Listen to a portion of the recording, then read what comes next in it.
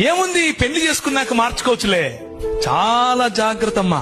కనీసం వారానికి ఒకరు నాకు ఫోన్ చేస్తారు, అన్నా ఇలా వివాహం జరిగిపోయింది, మావాడు ఇంకా రక్షణలో లేడు, చాలా బాధపడుతున్నాం. ముఖ్యంగా సహోదరులకు చెప్తున్నా, take a stand my sister.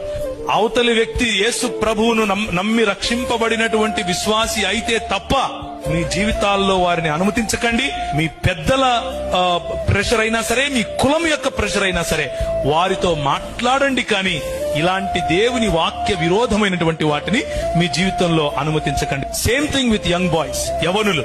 చాలా సార్లు ఈ ఉదాహరణ చెప్తూ ఉంటాను. మిద్దెకి ఒక ఆయన తాడేసాడంట కిందోడికి, ఒరే పట్టుకొని ఎక్కురా అంటున్నాడు.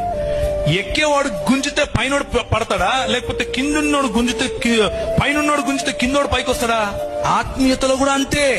నీ స్థాయి ఏంటి? ఇశ్రాయేలు, నీ భాగ్యం ఎంత గొప్పది, యెహోవా రక్షించిన నీ జీవితం ఎంత గొప్పది. అలాంటిది తీసుకుపోయి నువ్వు ఎవరికి ఎట్టు పెడుతున్నావు? రాజైనా ఆహాబుతో బియ్యం అందుతావా? యువర్ బిజినెస్ పార్ట్నర్షిప్ ఎవరితో ఉంది? మీరు ఎవరితో బియ్యం అందుతున్నారు? మీ ఇచ్చిపుచ్చుకోవడాలు ఎవరితో ఉన్నాయి?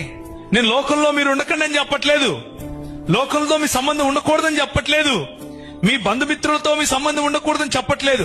కానీ మీ కుటుంబాలను నియంత్రించేంతగా వారిని లోపలికి రానివద్దు. మీ కుటుంబాన్ని, మీ ఫెయిత్ ను నియంత్రించేంతగా వారి ఇన్ఫ్లుయెన్స్, వారి యొక్క ప్రభావం, అది కులమైనా సరే, అది మతమైనా సరే, అది ప్రాంతమైనా సరే, భాష అయినా సరే, ఏదైనా సరే, బంధువర్గమైనా సరే, let nothing control your faith in the lord Jesus Christ.